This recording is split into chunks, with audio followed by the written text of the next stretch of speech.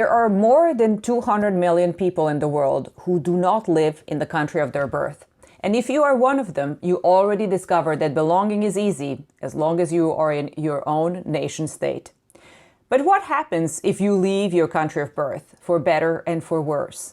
What about belonging, inclusion? Can you reinvent yourself? Can you contribute? Can you prosper? Can you lead? And what about those who, due to dire circumstances, had to leave their countries as refugees? National and supranational policies tackling issues of inclusion of migrants and refugees are often quite poor on participation. In other words, they're rarely informed by the very subjects they mean to include, migrants and refugees.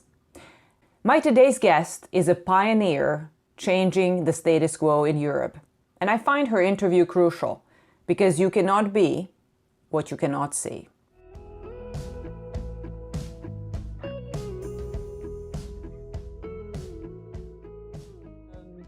Welcome to Inclusive Urban Futures. I am absolutely delighted to welcome Sabina Kekic to today's episode. Sabina is best known as the coordinator of the EU Urban Agenda Partnership for Inclusion of Migrants and Immigrants. She's also known as a high-level advisor on European and social affairs for the City of Amsterdam, and has been recently appointed European coordinator for City of Amsterdam in the midst of pandemics. It is an absolute honor and a privilege to have you here. Thank you, Orna. It's great being here digitally, at least, and seeing you again.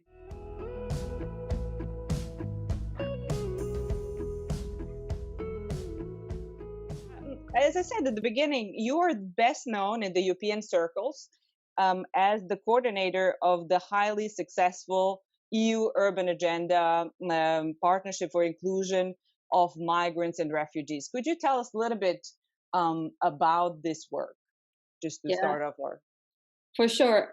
So this partnership basically was an initiative of the European Commission to see how we can better work with the different layers of government, so the national government and cities and the EU and then by working better together, improve the inclusion of migrants and refugees in EU cities. And the main reason why it was, of course, focused on EU cities is that many of the migrants and refugees, I believe it's now around 80%, go to cities in Europe and start their lives there. So, trying to find a house, find a job, etc. So cities, we are dealing with many questions and challenges with regarding to inclusion of newcomers. And also, of course, cities are quite diverse in itself. If you look at the history of the City of Amsterdam, we've always been a city that has been welcoming towards migrants and refugees. So we started the partnership in 2016, and at the beginning, it wasn't a very natural cooperation, to say the least, because the Commission at that time was a little bit hesitant. I would say, why would we work with cities since national governments, decide a lot, and especially if you look at the social affairs part, where the Commission doesn't have much competences, they were a little bit like, I don't know. And then there was quite some tension, of course, at that time between national governments and cities. So it took, we were just talking about trust, so it took us, I think that's so important in having a good cooperation between governments. I think from the outside, you just see it like a system, but in the system, there are people, and people need to find a way to trust one another. So the first year was really about building this more stable relationship between the different layers of government and the different cities. And after we quite succeeded in that, we really could start building on different projects, which one of the projects is the European Migrant Advisory Board. yeah, I can tell a little bit more about that if you want. Yes, sure. I Yeah. was really wanting to even ask you about that because I thought that that immigrant advisory board was a really innovative initiative in many ways in the subject area where the object of the policy itself is rarely, or the subject of the policy itself are rarely experts or advisors. So please do. Yeah. So what basically happened? So as you know, I was born in Bosnia, and I came in 1995. I came to the Netherlands with my mother. So she was 29 at the time, and I was 7 years old. Um, and I've experienced a lot myself with regarding to integration and inclusion, learning a new language, and also seeing things, you know, like my mom when she was 29, coming to a country alone with a child, you know, the struggle you have in making new friends, the things you've experienced, the traumas you have, then finding a new job, all those things. You know, I really experienced them myself, and experienced that also within my circle of people, family that came to the Netherlands or went to other countries during and after the war in former Yugoslavia.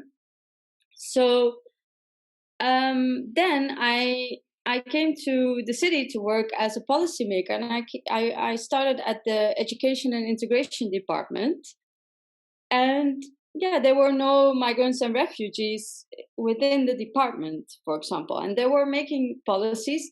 Many of the people that work for those departments are really great people. They are very ambitious, and they really want to change policies. I've met so many inspiring people also during that time. But sometimes, like, you know, you really need to experience some things yourself, or at least have some people there that write or design the policies that also have experienced them themselves. I said it to my colleagues there as well. Many of them were women, and I said to them, "How would you feel if there were policies made about women and there are no women at the table?" It still happens in some countries, but you know, and they were a bit like, "Oh yeah, that would be weird, indeed." You know, so once you know, mirror things, I would say, or hold like a mirror, like we say in Dutch, then people start realizing, oh, this is a little bit strange indeed. Hmm. So in my early career, I realized it started kind of bothering me a little bit that this was not put into place.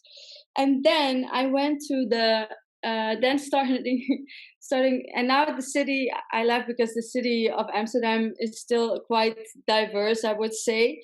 But when I started to work with the Commission and the national governments on inclusion of migrants and refugees, I really did not find like not, there are migrants, of course, people maybe second, third generation, and you have refugees. It's a different kind of thing, I would say.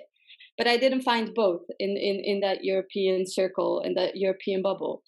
So, and we were looking for innovate, you know, within the partnership. So I thought, well, this is a great opportunity to start, you know, building this European Migrant Advisory Board. And that was really nice because many of the people within the partnership also supported the idea. Cities at that time had also started with building kind of sounding boards. And so people with a migrant and refugee that give some input on policies. But I think more is needed. But that's a side note. So anyway, so I thought, well, it would be a really good idea to have a group of migrants and refugees from different EU places that can work together with us within this partnership on inclusion of migrants and refugees, and really start, influencing our work and the policies being made at EU level. Mhm. So yeah, we started setting it up and recruited people, and the board had been in place, I think, 2 years, and after that the commission had taken over the initiative, and they now have their own sounding board of migrants and refugees. So yeah, I think that's really great. It really changed also the perspective of many policymakers.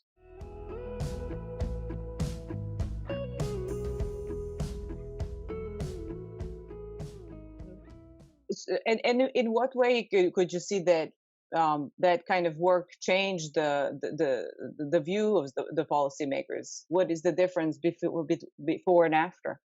I think the biggest difference, and even is really like including people in the conversations that you have. And I don't think it was on purpose that people were excluded. It was because then people said, yeah, but I don't know any migrants or refugees, for example. Like, yeah, where are they? Or yeah, we cannot find them. If we ask people, yeah, no one's coming.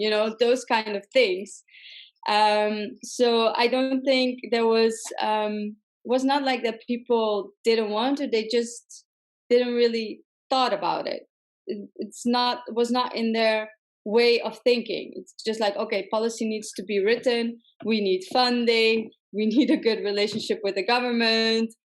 We need an expert who's done a lot of research, who's probably not a migrant or refugee. And, that's like more of the design, the policy design thinking. And now what I see it in the city shifting more and more, also like, really trying to involve citizens of Amsterdam when you're designing policies. Those things are changing step by step, I would say.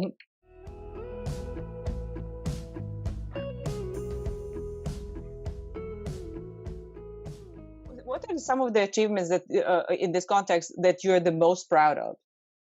I think the thing I'm really the most proud of is that in the end that the Commission has embraced this idea. Because for me, like you can say governments are sometimes far away from their citizen.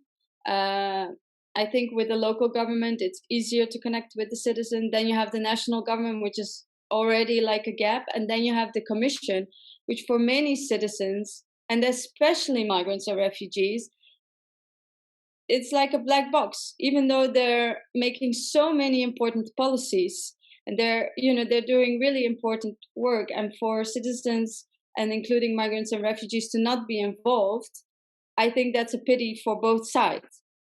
So that the Commission embraced the idea of the Migrant Advisory Board, and then now has its own board that really, they consult them when they write their policies and things like that. I think that's really, really a great achievement. And one of the board members that was in the European Migrant Advisory Board is now also one of those advisors of the Commission.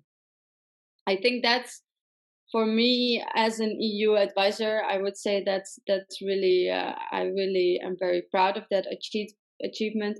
And what I've also seen is that the people who were in the first Migrant Advisory Board, that they have built a network and they have gotten this confidence. And I see them very active on EU policies and having new initiatives. So I thought this is so great, it's like it's spreading, so that's also something that I'm very proud to see. Yeah.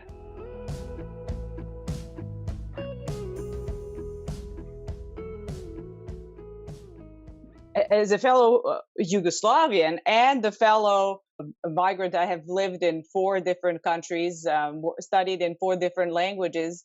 I'm just thinking, what is your perspective on tapping into that knowledge of people who have been through this, who had to actually engineer their own integration or their own inclusion?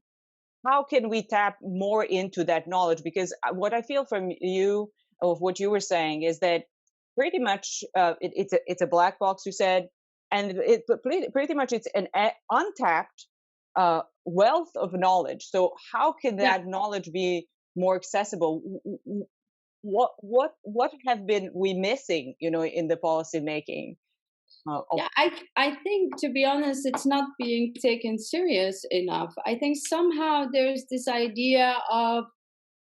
still this idea of that migrants and refugees are less than the the people, that are born in the country. You can see it in the discourse, of course, in the political discourse and how it's being talks about migrants and refugees on Twitter and all those social media channels, politicians.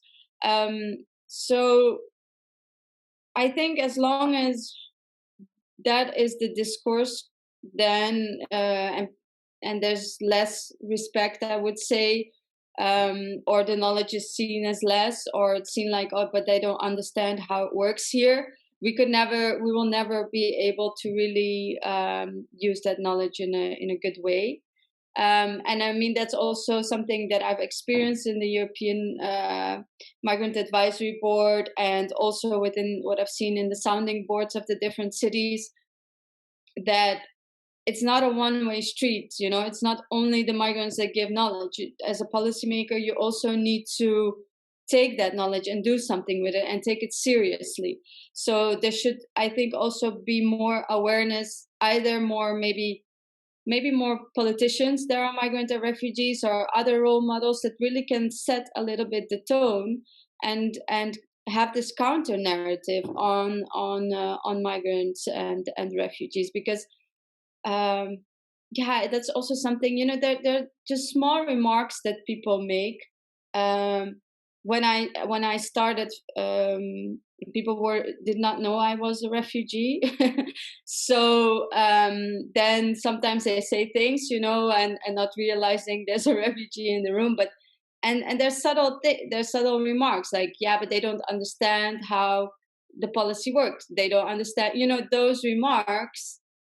Yeah, I mean, then as a migrant refugee, you can try whatever you want, but if the other side does not value that knowledge in a right way, I mean, I think there really lies an issue, and there are many solutions to that issue. I think one of them is really having more diversity at policy maker level. So having migrants, having refugees being policymakers, so having a more diverse governments. I know in the Netherlands that's really now quite an issue. The city of Amsterdam, we are a very diverse city. We have 180 nationalities. But if you look at the higher scales within the city, if you look at the scale with salaries, I mean, then there are like no migrants, refugees there, or not a lot. We had the same issue with women and men a couple of years ago, and the city started doing a different kind of recruiting, and it's now 50-50. So it is possible. So I think also with like, who do you hire as a manager, as a director, as policymakers, you should also see how you can make it more diverse and also include migrants and refugees there. Because, well, what I've seen, because I was a refugee and having to coordinate a partnership, I did it in a different way, I think, than maybe someone without. You also need some passion, I think, for those kind of projects. So I think that would be really helpful. But it's definitely a two-way street, and it also asks something from us as governments, and how do we see, the people. And what I've also now today, there was also like an article on how bad people are treated in the asylum seeker centers in the Netherlands by the government. And I thought, what do you expect if you treat those people there? If that is your welcome, what do you expect? How will they feel at home once they have a house here in Amsterdam or in another city? How do you expect from them to feel Dutch, or, to feel included, if you already treat them in such a bad, inhumane sometimes way at the borders? What we have read, in Croatia and Greece and all those things, and then in the asylum seeker center. So I see, many issues there, and I think the narrative is quite hardened. If I look at 1995, when we came to the Netherlands, it was a bit different, I think. Yeah.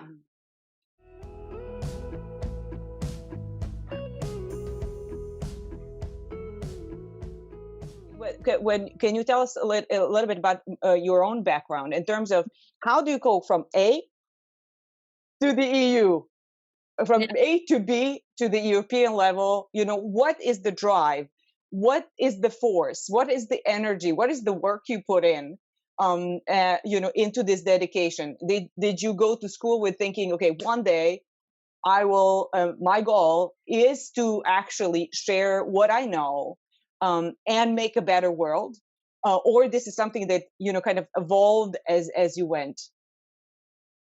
I think both a little bit, because I've when I was 12 or 13, something around that age, I moved to a village in the Netherlands with my mom, and we moved there because she remarried, and that village was it had no migrants and refugees. It was very, very yeah, Dutch. And we lived in a city in the south of the Netherlands, which was quite diverse. So I was not very aware of myself. But when I moved, of course, I was in the puberty, which you're already very aware of yourself, and you start thinking about your identity. And then we moved to that village, and there things started to change a little bit. One time I had this test I had to make. It was a Dutch spelling test, and I was very good in language. So that was always my the things I was good in. So I was really good in Dutch, and I don't know what I did, but I forgot to turn the page and to finish the test, and so I got a bad grade. Then the Dutch teacher, called my mom. Even though I had good grades overall, he called my mom and said that I was not good in Dutch, that I needed extra lessons, and it was probably because she was not speaking Dutch. So I felt like then there was some fire, you know, it's something, something changes within you. And I thought, you know what, I'm going to study Dutch language and culture just to show that I can do Dutch. So that was in the second grade, I think, of middle school. And this is a true story. This really happened. So I studied Dutch. I did that. I did 3 years of Dutch. And I did 2 years of second language acquisition, Dutch second language acquisition. So As the masters. Yeah, as a master's indeed. And so that was the drive was already something with identity, you know, coming in. And I did my master's. Indeed, it's a Dutch linguistics basically, and I finished that with good grades. And so I was very proud of myself, because I thought, see, I can do this, you know. So I still need to call that teacher. Actually, I need to thank him. But so that was where I think my motivation came from. And during my master's, I already started working more on the policy and the second language acquisition. And I had some conversations with the professors there who were also like, you should move more to that part, you know, like that's something unique about you, that you have this experience and the knowledge on the linguistics. And then I applied for the city for the linguistics department, or the integration department that works on how can people better learn Dutch. There I had one of the nicest times. It was so interesting.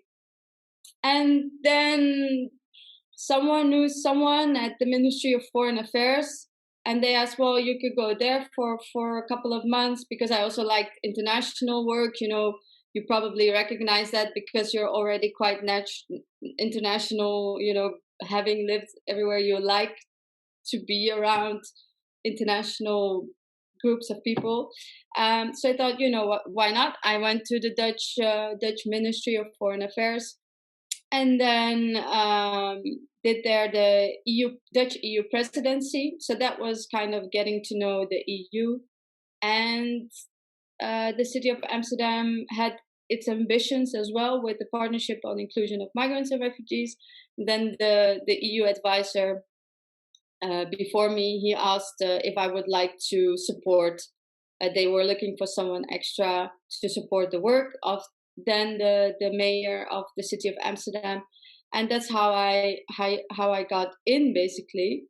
And I was at that time the youngest advisor of the EU. Yeah, the youngest coordinator. You haven't. Yeah, yeah. Yeah, Also, yeah. indeed, yeah, that's true. Yeah.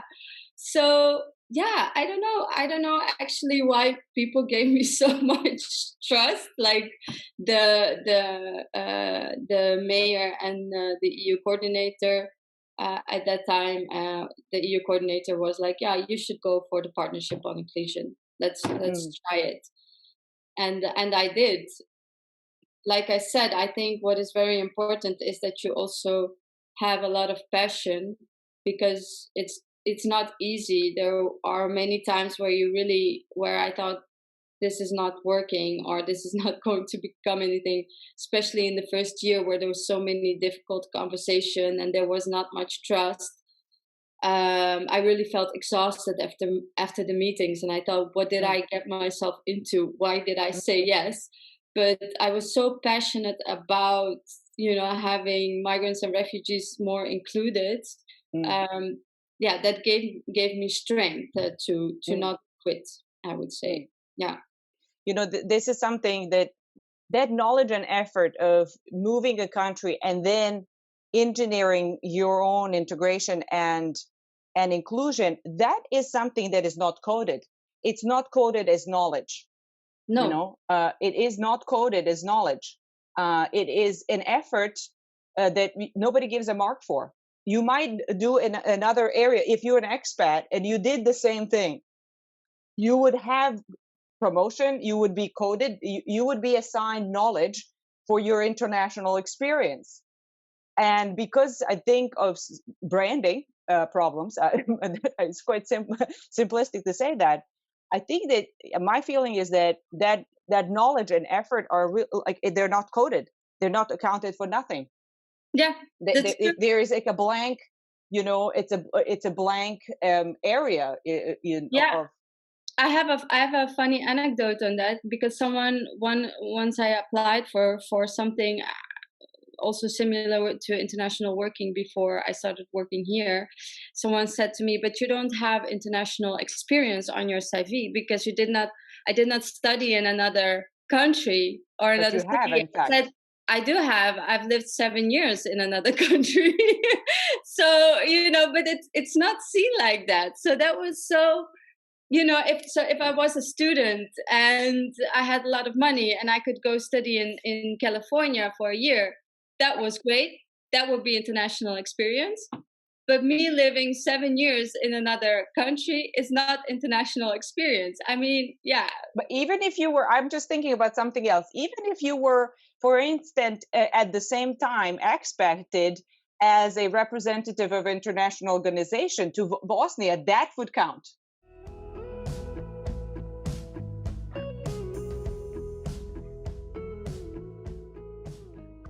I'm just going to the other burning question that I had when you were speaking, and that is that while our last year 2020 2021 they were like years like no others. Mm, They were different kind of crisis. And then what I'm saying is that this concept of inclusion is coming up in many international organizations, and I just wanted to see, how do you take that kind of rise of interest in the concept of inclusion in general terms, not only for migrants and immigrants? How do you interpret the term? What is it? Would it mean to you, or like, what would be your interpretation of the term inclusive future or inclusive urban future? How would it look according to you if this recovery that is should be inclusive is successful? yeah, I think indeed I've seen that conversation is really happening a lot. Also I know within the city, I'm also in one of the diversity advisory groups within the city, where we're thinking on how can we make it a more diverse and inclusive space. So I think, well, first of all, you have the diversity part, but that's different from inclusive. You can have a diverse team but still not have feeling of being inclusive if you don't embrace other people's, well, what other people bring to the table, or cultures or whatever. So I think that's a big difference. In the end, if you look at, you should really look at where are things being decided and things are being made and developed, and that's mainly still, at national and local governments, and at political, of course, the political representative. And I think as long as you don't make that more inclusive, it will be difficult to change things. Then you're still talking to one another. You're in these echo chambers that I find myself very often in, I think, where we all agree with one another. But I think we really need more political leadership and more political diverse representatives, and have a new kind of decision making process where we really more obligate ourselves to involve the different kind of groups that we're making policies about. And so I am approaching this question with regard to my own professional background, seeing, how policies are being designed and where the decisions are being made. And there I see not that much diversity or inclusion. But there is a will, I think. There's definitely a will to change. But like I said, also with the Migrant Advisory Board, people said, yeah, we do want it, but we don't know how to reach the new groups or new people because we don't have them in our networks. So I think there should be more also work. There should be more work put into that. And sometimes I think we're talking a lot about it and we just need to get started, I see a lot of meetings on inclusion and diversity and recommendations being made. And then the implementation phase, I'm like, okay, let's just start. It's not that difficult. Where do you see the challenge of the start? Where is it that switch doesn't happen? Well, what I hear often is that I hear two things. One of them is we cannot find the people, or but they don't meet the requirements, or they don't meet the requirements for. And then I think, but people see requirements as something very objective and factual. So they say, for example, if you apply for a job, there a requirement that you need to be proactive. Or I don't know, you need to be analytic or whatever. But that can be, yes, that's different. If you have someone if you have a commission of 3 white men that select a person, they will in the end select someone that looks like them. That they will include easily, right? Yeah. Yeah. So I mean, that those are, I think, the things I see, like with the selection and those kind of things. You should really be more strict and say there needs to be, and what I see, when you recruit people, sometimes we look a lot at, for example, the job titles. So the people that recruit the new people have the same job title, so have the same position. And if that is not diverse, then So I see there are some issues. I'm not a HR expert or whatever. It's more of my personal view of what I see sometimes happening around me. So I think there lies the problem. But I also think that sometimes migrants and refugees lack some confidence to go for that job or to go for it. They're sometimes already tired, they're like, yeah, but I applied already 40 times. They will not want me, So, and I can understand that. But I think it would also be good for people to really gain that confidence, or have people that push them a little bit, or, or have some role models, or some, people that have experienced previously, like the migrants who came in 1995, for example, being matched to new migrants to really help them on the way. Those kind of things I really see. So also there are 2 things I think going on. what comes to me, to mind is this expression: "You cannot be what you cannot see." I think that applies to that, but also other aspects of integration, because we will have also issues with increasing vulnerability, increasing poverty, increasing ageism, if for that Yeah. matter. So Yeah. what I mean, I think that we are fragmented and shaken up by this crisis in many different perspectives. And I mean, for me, and I guess for you, this kind of integration of a guest into a new country is kind of more straightforward. You can track, the steps, whereas the others might not be, or vice versa for some others. So.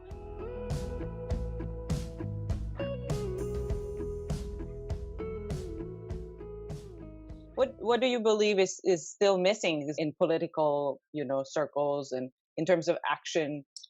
Yeah, what I found, like I think I said it earlier, a positive narrative or something. What does migration and refugees bring to the country?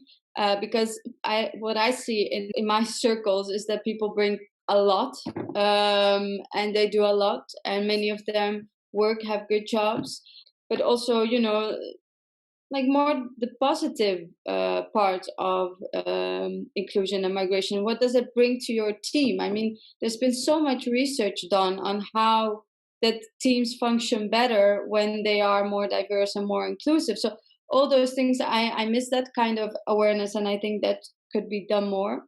And what I also, and there are also like micro things I would say that I found for myself were very helpful. For example, going to the Ministry of Foreign Affairs was something that I did not thought was possible for me. I did not see that as an opportunity. And it was someone that said that to me, was my mentor. He was my mentor at the City of Amsterdam in the first year. He said to me, you should go to the Ministry of Foreign Affairs.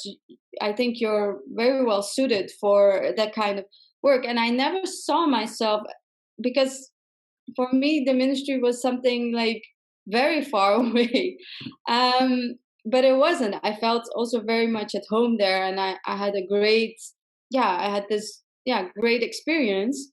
But I think also within people maybe who listen to this podcast and are thinking, there's this colleague I have, and I think he or she is very good in doing something, say that to those people, because it can really open their eyes, I think, in what they're capable of, because sometimes you don't see it, and especially if you don't have the network, because that's the thing with refugees. I think that's what I've seen sometimes within my friends and colleagues who are Dutch and who were born here.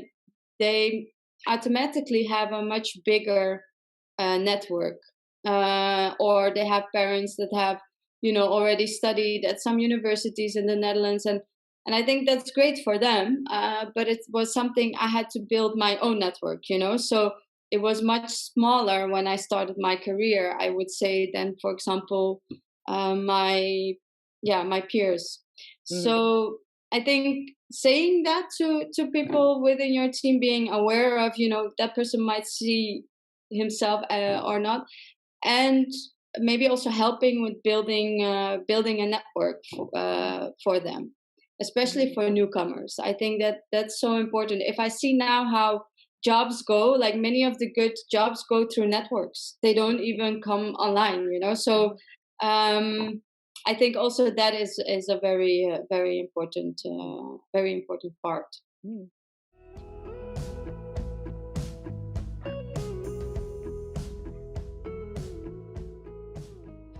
And where you were talking, I was thinking, actually what was coming to mind is transferable skills,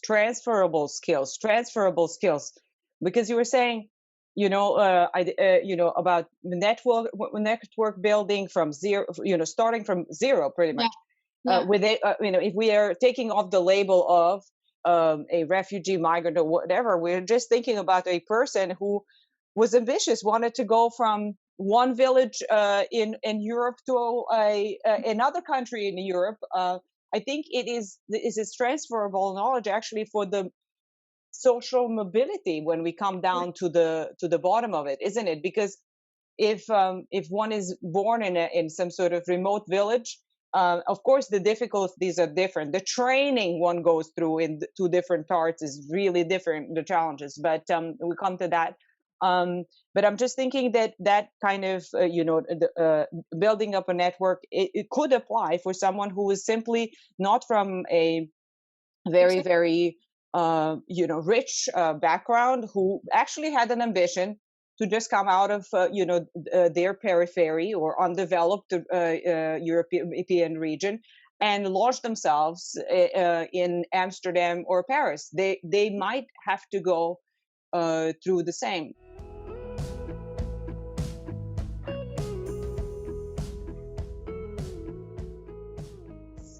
How like once one goes through very challenging training in the beginning of their life through a absolutely significant crisis, what how are you equipped to deal with the new crisis, like for instance COVID-19, whether there is something to draw like with from this experience? Are you in effect trained to take on a crisis in a different way than somebody who never been to a crisis since, in this case, in majority of the EU since the Second World War? Yeah, I think yes. I mean, you build like a thicker skin, I would say, because especially when you're a child, you're still so flexible, let's say, and then like the first. Sometimes I think it's so strange actually, because the first, I would say, 10 years of my life were the hardest. And then it got more fun. And now sometimes I'm thinking like, what if I lose it again? I always think, can I get better than this? But every year it gets better and nicer. And even with the pandemic, I was like, yeah, okay, we'll see. I have also a Bosnian friend. She was texting me like, there's no tanks in the streets, there's no bombing, so we're fine, So it's kind of like funny, sad at the same time. But that's indeed, you build this. If also when we're talking about skills, I agree with you indeed. Like some of the things I think that migrants have, also people have that were born in like a poor neighborhood or things like that. It's some of the experience are similar. What I would like to see is that those skills and experiences are equally graded, to the ones that people have that had maybe a better, start of their like having to move, like being 7 years old, 8 years old, and then having to start from zero again, and to get to the point where I am now. It does take some character, I would say, to do and hard work. And hard work. And I think, and without dismissing or devaluating people that that did not have that and were born in a very affluent family, and why not grade that similar to one another? Because sometimes I feel like I still have to prove a little bit more instead of proving maybe a little bit less, because I've already proven myself so much often, but still sometimes having to answer some questions on how good is your Dutch or whatever, those kind of things. While I think there's really, those are some changes that could be made to value things like that. And also with the pandemic, indeed, I think you build some, I think it's resilience. I don't know the right word in English, but I have the word in Dutch. But you get this more, you can take a bit more. I also had that with a colleague of mine when we were doing the Dutch EU presidency here in Amsterdam. It was a very busy period. We worked like 70, 80 hours in a week. But we had a lot of fun. And he said to me, yeah, I've never seen you really stressed. And I thought, well, I am stressed, but yeah, I don't know, it doesn't come off like that. But I also see that as you always think, well, there are more worse things than having to write the policy paper. You can always yeah, you have that experience and you think it cannot. I've experienced that. I survived that, so I will survive many other things to come. So I think it's also a way of looking at life that that makes you maybe more resilient. Yeah.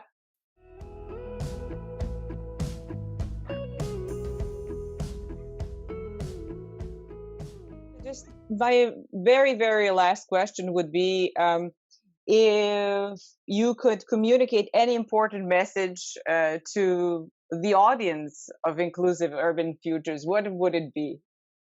I think it would be more of a advice towards maybe new migrants and refugees to start. Well, of course, believe in yourself, but I think that's not enough. I think you should really start, building your network. Look for people that have been through the same like you. Include them in your circles, and I think they will help you. They will help you with building further your network and make you feel more included. So that's I think more of an advice. Like invest in your network. Look for people who are your counterparts or your role models. Send them a message. Many of the people are very welcoming. On LinkedIn or whatever. Have a talk to them, include them, and I think that would be more of an advice to newcomers. Thank you very much. It was an absolute honor and pleasure having you. Thank you so much for your time. Yeah, thank you, Orna. It was really great having you or seeing you and being here for the interview.